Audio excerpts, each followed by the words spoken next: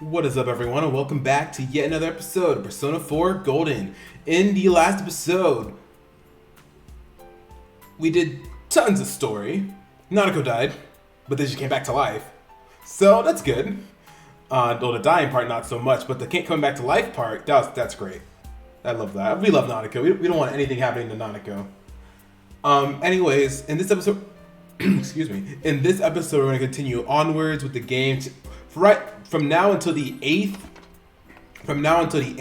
we'll have nothing to do but story. So we won't be able to hang out with anybody until the 8th. That's the next available time we will be able to hang out with somebody. Because we still have, because if y'all don't know, we still have I to max out, Chie to max out, Naoto to max out, as well as Adachi's through story, Teddy's through story. We also have Marie to max out as well. So yeah, we still have about 3 more people to max out that we can, like, on our own, not through story. Because we also maxed out the IT for some users who are trying to solve the serial murders in Inaba. Yep. But yeah, we have 1, 2, 3. Oh, I'm not going to count these because that's through story. 3 and 4 that we have to do on our own. Seekers of Truth, this will be through, you didn't kill Namatame. This is through story. Just like Adachi. Anyways, we can't do anything because we're very tired because we had a chaotic day yesterday. Because Ryosuke wanted to throw Namatame in the TV. I'm not going to be alright. Then just what happened at Namatame's hospital ward. There's no that started to fall into fog that don't want to appear. Well, let's head from here on. I feel very tired. You should hurry and get some rest for today. Yeah. But yeah, so that's good.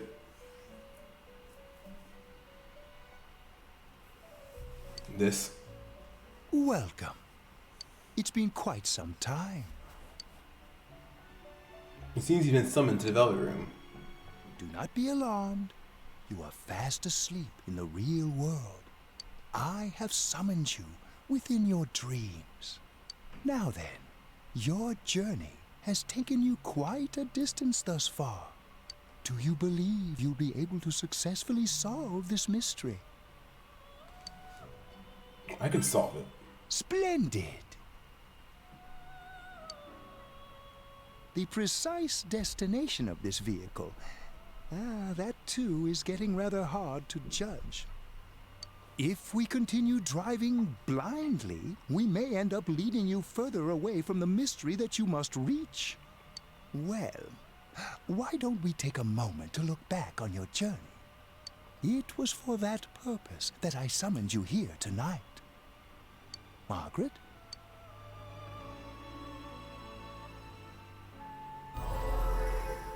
Voices you've heard many times before echo in your mind.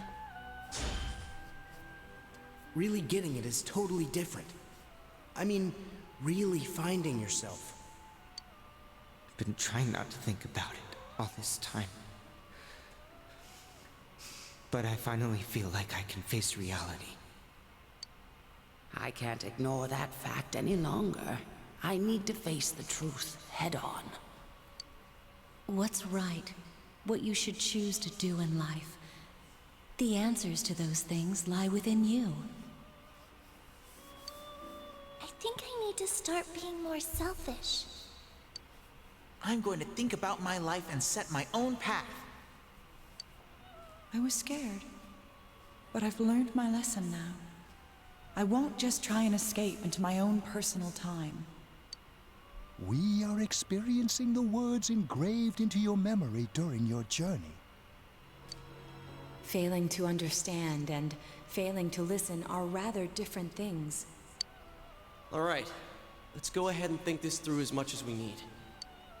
If we leave any unanswered questions behind, we'll just be lying to ourselves. I'll think as hard as I can and try to help. Come on, we've accomplished this much together, haven't we? Right, together.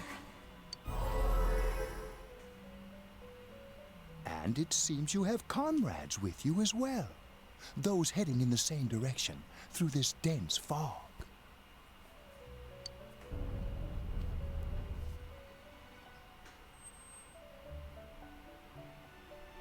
Seems that the car stopped moving. We'll be parked for the moment while I confirm our current heading. As I mentioned previously, this year will signal a great change in your life. Though there isn't much time left, it can be worth your while to take the time to stop and reflect. People are like water flowing in a river. There is only one stream, but all who pass through it are affected differently. Some travel fast, some change their course, experiencing countless events as they travel down the river of time. Just so. The state of this room reflects the scenery of your heart. Perhaps this may be a time for contemplation rather than action. You can hear something in the distance.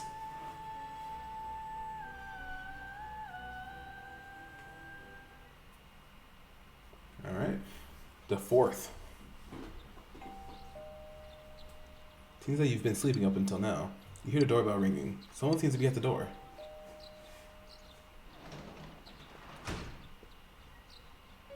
Teddy's missing. I looked all over the neighborhood, but I couldn't find him anywhere. I'm worried. Yeah, me too. He was acting all weird lately. Rise and the others are checking inside the TV to see if he's gone back to the other side. We're meeting pretty soon, so will you come with me to Jeunesse? Yeah.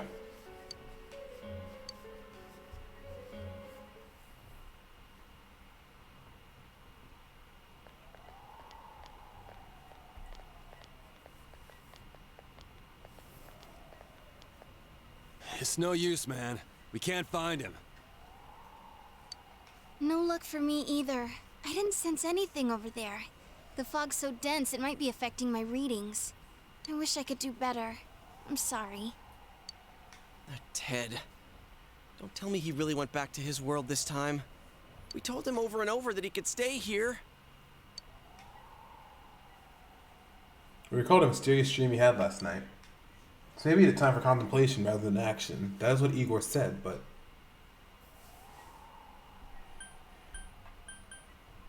let's think about this. I guess that's all we can do right now.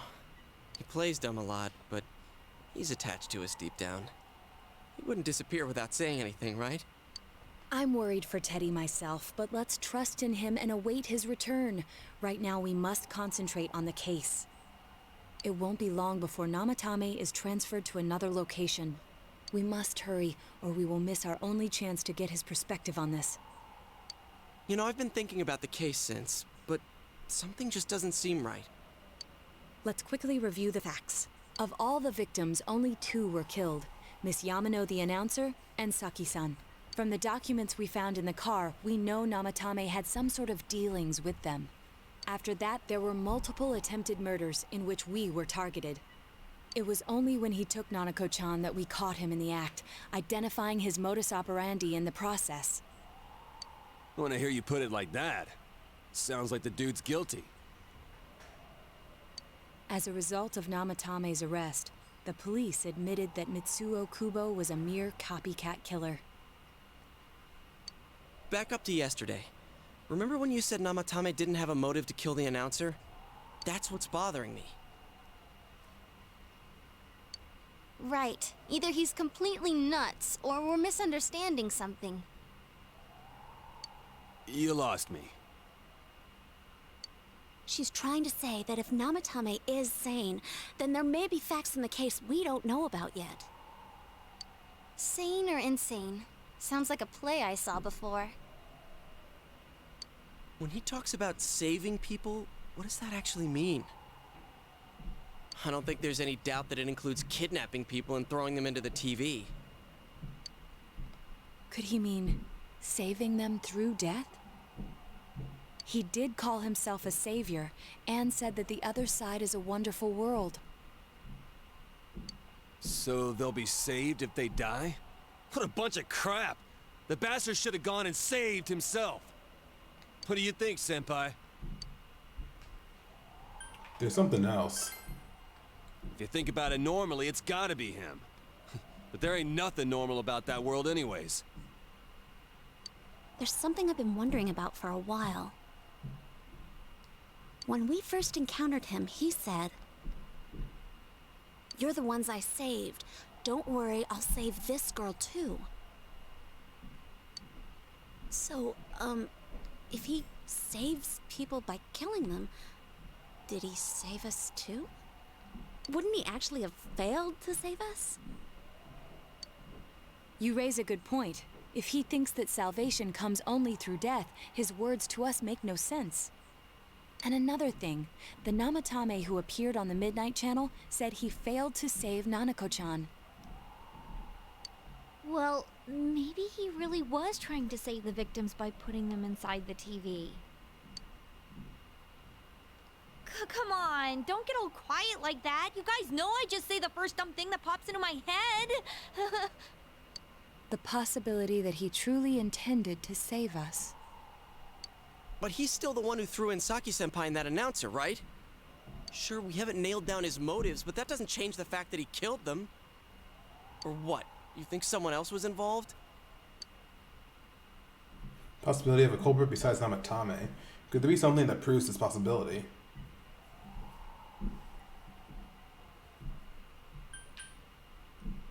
The warning letter, right? Warning letter? Oh yeah! Whatever happened to that thing?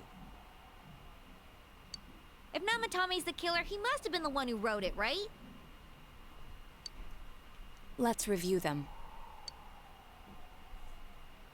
Recall that the first warning letter said, "Don't rescue anymore." The second one said, "If you don't stop this time, someone close will be put in and killed." Yes, that's right. Isn't that kind of odd?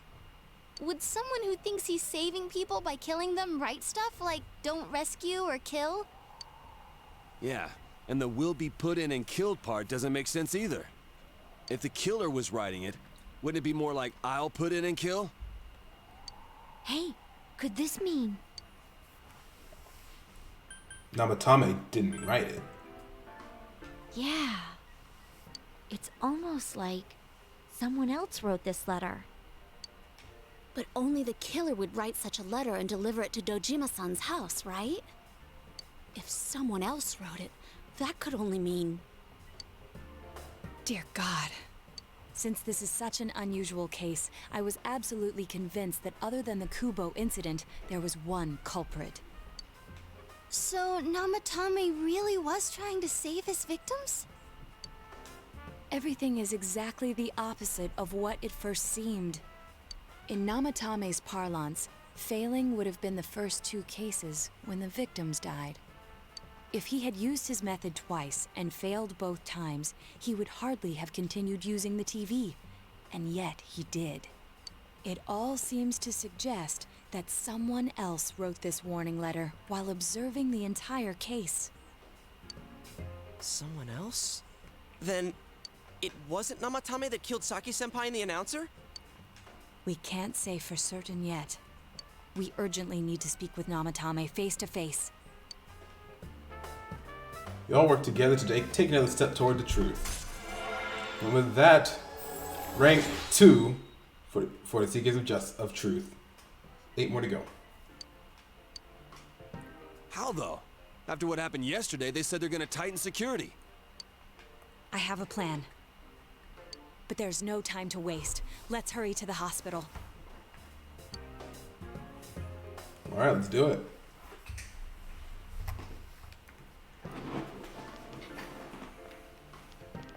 Hey, this place is off limits. I'm a consultant with the police. I'd like a few words with Namatame-san. May I go in? This is Unit 252, requesting confirmation on an ID. Name of Naoto Shirogane. Huh? Ah, understood. I see.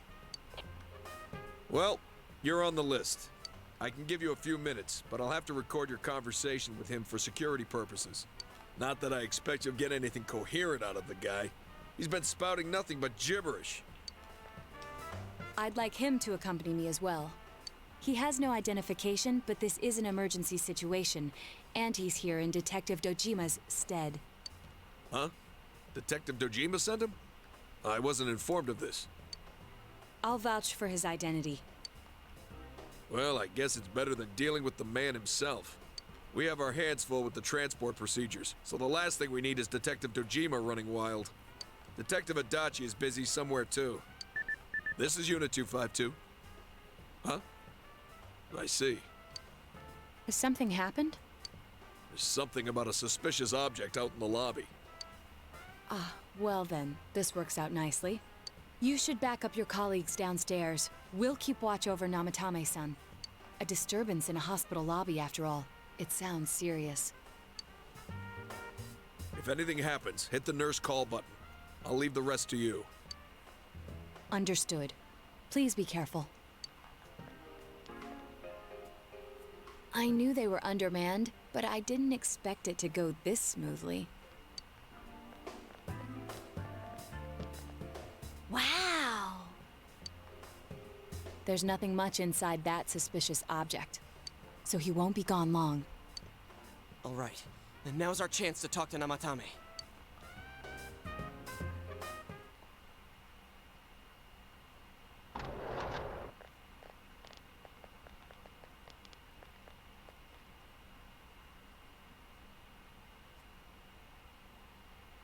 Namatame-san, there's something we'd like to ask you. It's tempting to think that you were the culprit behind this entire case. And to be honest, there are many in this town who hope you are. But we are here to learn the truth. So please, answer our questions. Huh? Seems that he understands what you're saying. What should you ask him? Did you kill those two girls?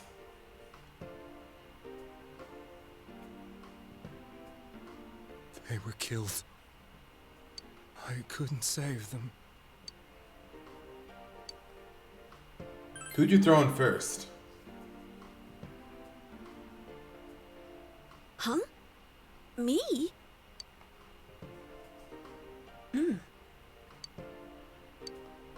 Is saving killing people? No. If nobody saves them, they'll be killed. That's why I put them in there. Then tell me if my estimation is correct so far. After discovering the Yamano and Konishi incidents, you realized an appearance on the Midnight Channel meant certain death. Thus, to save her from that fate, you kidnapped Yukiko Amagi. You couldn't let her be killed, so you threw her into the TV, preventing the killer in this world from reaching her. And you repeated the process, as more individuals appeared on the Midnight Channel. It all falls into place. His body is weak, but his mind is sound. He's trying to tell us the truth. Yeah, but if the stuff he's saying is true... There's another killer who murdered the first two victims? Indulge us in a few more questions. Why the warning letters? What are you talking about? Who killed the first two? I have no idea. I want to know that too. Why did you enter the TV? I didn't know. I never thought it would be that kind of place. As I thought. You believe me? Did they find him? Did they find the one who did such cruel things? Mayumi. Please calm down. Our ability to find the culprit rests on you. We know about the other world. In fact, we're the only ones who can fully understand what you have to say. Only You? We did blame you for everything at first, but now I think we can accept whatever you got to tell us as truth. Please, tell us everything you can, calmly and slowly. You're willing to listen? Do my story?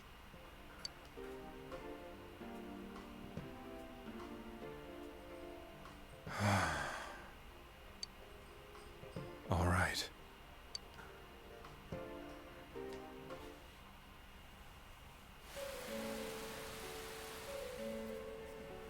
Soon after my affair with Mayumi became common knowledge, I returned to my parents' home, as if to run away from the scandal.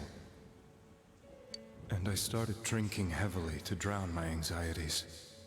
I hadn't been able to reach Mayumi at all, and that didn't help either. Mayumi, where are you? She'd been disgraced on all the afternoon shows and forced to resign from the program she was on. I caused her so much trouble. I wanted to at least apologize to her, but I couldn't even do that. I lost the will and energy to do anything. Then, one day, the rumor I heard some time ago came back to me. Since I had nothing better to do, I sat down blankly in front of the TV and watched my own reflection. And all of a sudden, there was Mayumi. Mayumi? Is that you? The Mayumi inside the TV looked as if she was calling to me for help. Mayumi? Mayumi! When I reached out unthinkingly to touch her, my arm disappeared into the TV, as if I had dipped it into a pool of water. I was so shocked that I lost my balance and nearly fell face first into the TV.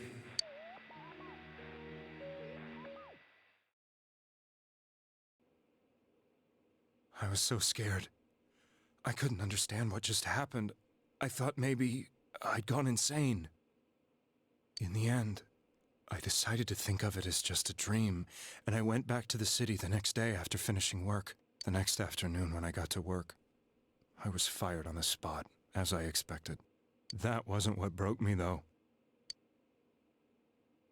It was Mayumi being found dead.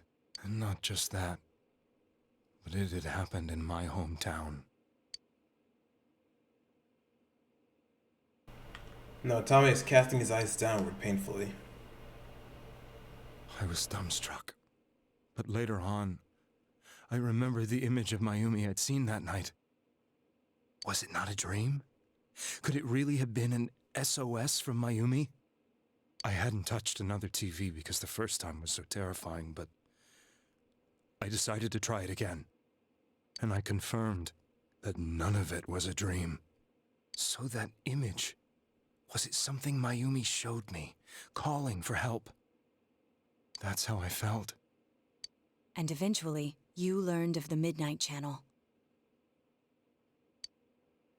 I remembered that when Mayumi was alive, she was chasing a rumor about some bizarre TV program. I'd heard about it before, but I thought it was just an urban legend. But then Mayumi appeared on it, and later turned up dead. The more I thought about it, the harder it became to believe that the two events were unrelated. Soon after that, I came back to Inaba to answer the police's questions. I'd lost my job, and I wanted to know the truth of Mayumi's death for myself.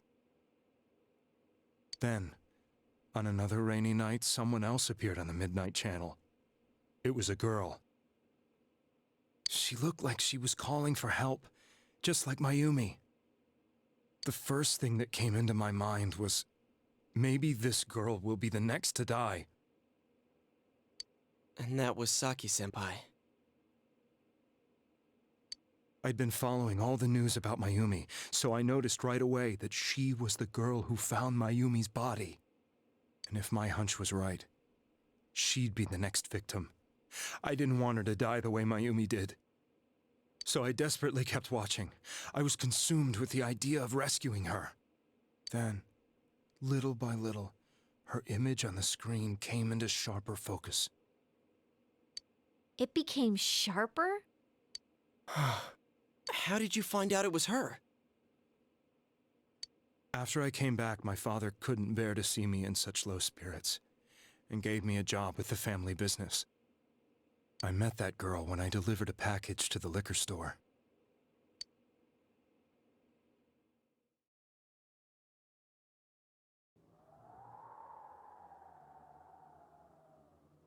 After agonizing over it, I decided to meet her, and told her to be careful.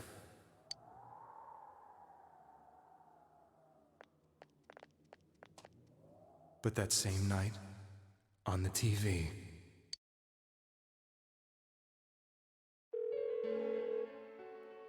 she looked as if she was being engulfed by some black shape. She was writhing in pain. That's why I warned her. Why won't she pick up the phone? Come on, please!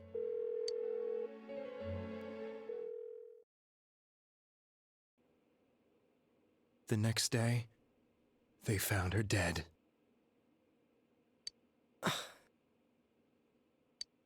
I knew she was going to be murdered, but I couldn't save her. I blamed myself, thinking there must have been something I could have done. There was no one who depended on me. Nobody at work, not even my wife. Mayumi was the only one who accepted me for who I was. But she was murdered, and the same person killed another girl. I was beside myself. I couldn't forgive myself for doing nothing. You really did love Miss Yamano. Yes, from the bottom of my heart. Before I was married, my wife made it big in show business. I was happy for her, but it put a strain on our relationship. I think I can kind of relate. It was around that time when I met Mayumi. She was interviewing our candidate for the next election. She was a big-name announcer, but she only worked with local stations, and her attitude towards work was similar to mine. We both came from Inaba, so she was easy to talk to. I knew it was wrong, but I couldn't help getting intimate with her. She gave meaning to my life. Soon after Saki-san was found dead, yet another girl appeared on TV. That was you.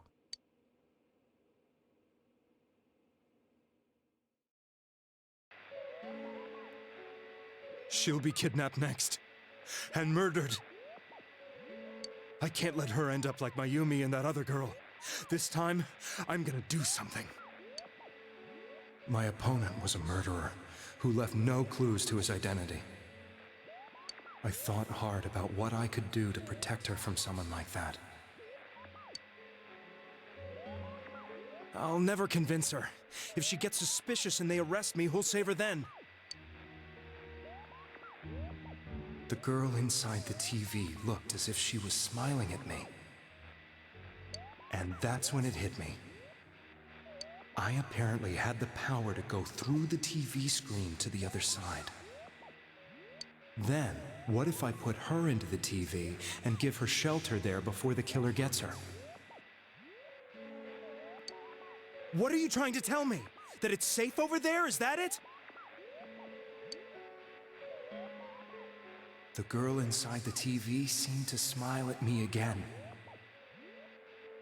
And I thought, no matter what kind of place it might be, it's better than being slaughtered.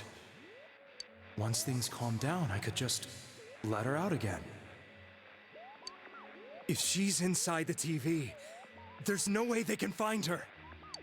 It felt as if everything was starting to come together in my mind.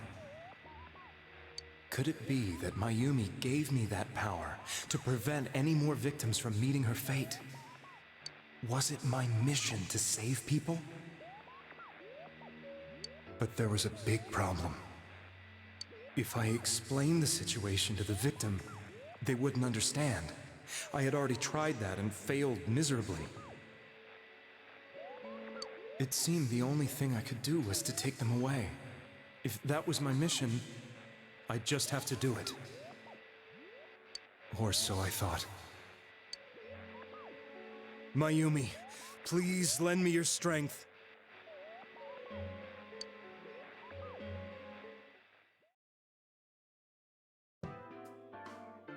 So, since you thought people who appeared on the Midnight Channel would be killed, you kidnapped us in order to save us.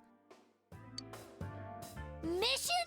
Give me a break! You never stopped and wondered about any of this? I thought I was the only one who could help them. I did call the police, but they didn't believe me. I knew the area well, thanks to my job. I had a large truck, and I could move around without suspicion. I thought my job as a delivery man would be the perfect cover for my mission. I thought no one else could do it. But are you telling me that I wasn't saving them? If a person is still within the TV world when the fog appears here, they will die. Beginning with Yukiko-san, the people you thought you had been saving were, in fact, in mortal peril. It was my friends here who really saved us all. I had a feeling that was it. When I went after that little girl and entered the TV myself, for the first time, I had some doubts about myself. You refer to Nanako-chan, correct?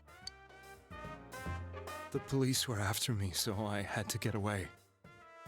But I still felt I needed to do everything I could to save that poor little girl. That's why I went in after her. But the TV world was completely different than I imagined. Such an abominable, grotesque place. I knew that the three of you who I saved went back to your normal lives, so I didn't realize how terrible that world was. I never knew you couldn't even get out of that place on your own. No, that's a cowardly way to put it. I'd probably already begun to realize that it was a dangerous place. If I hadn't, I wouldn't have gone to see you all. See us? Wait, are you talking about the concert we did at Juness? Yes. I wanted to know why the ones I saved were all hanging out with each other, and how much you remembered. But in the end, I couldn't bring myself to say anything and ran home. I must have felt too guilty. But all the doubts and anxieties I'd been unconsciously suppressing exploded out when I entered the television myself. I thought I was going insane. I probably did. And you know the rest. When I came to, I was lying in a hospital bed. You really were trying to save people.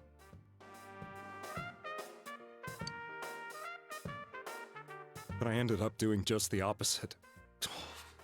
What a fool. I always wanted to enter the world of politics and become useful to society.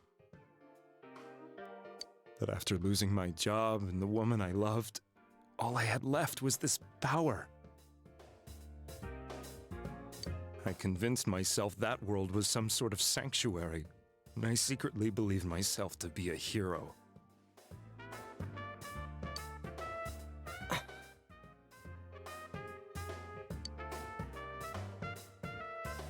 I never doubted what I saw on TV, and believed everything was as I wanted it to be. I didn't think for myself at all. That's why I couldn't protect them. I'm to blame for all of this.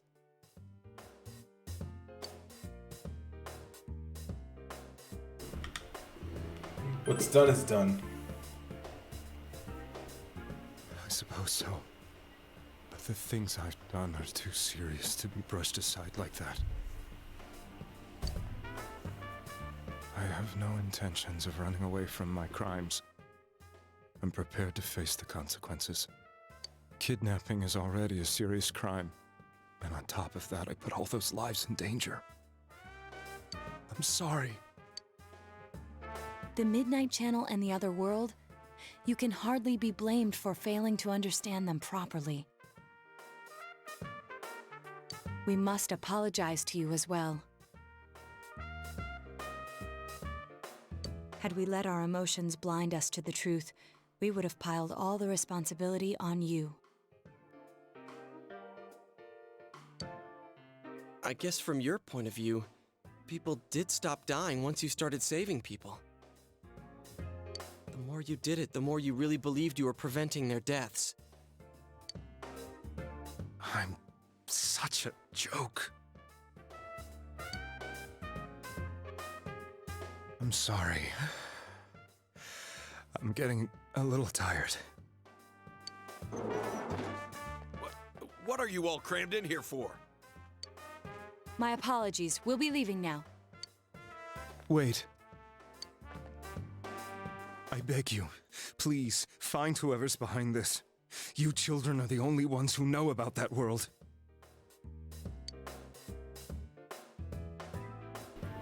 That's our plan, man.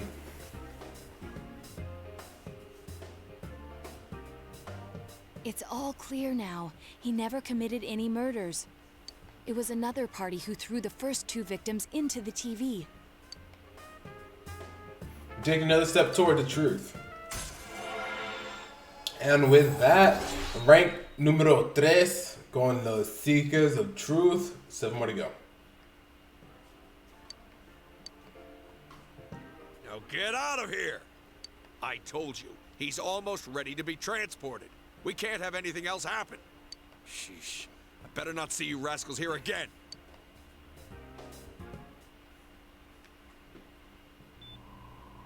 Nanako-chan looks like she's in pain.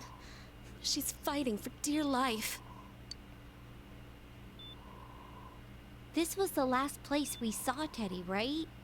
He was so worried about her. How can he flake out like this when we have to find the real killer? The police consider the matter closed.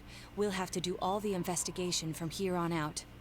Let's revisit Saki-san and Miss Yamano's incidents and see if we can turn up fresh details. But it's been over 6 months. Wouldn't the trail be cold by now? I know, but we can't give up. We're the only ones who understand what's really going on. And you never know.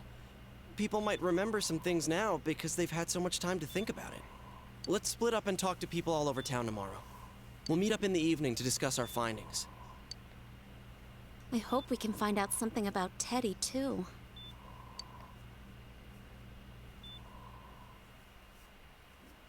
Tomorrow you'll all be going out to talk to people in town. Will this finally be help uncover information that will lead you to the true culprit? You decide to go home early today and get some rest.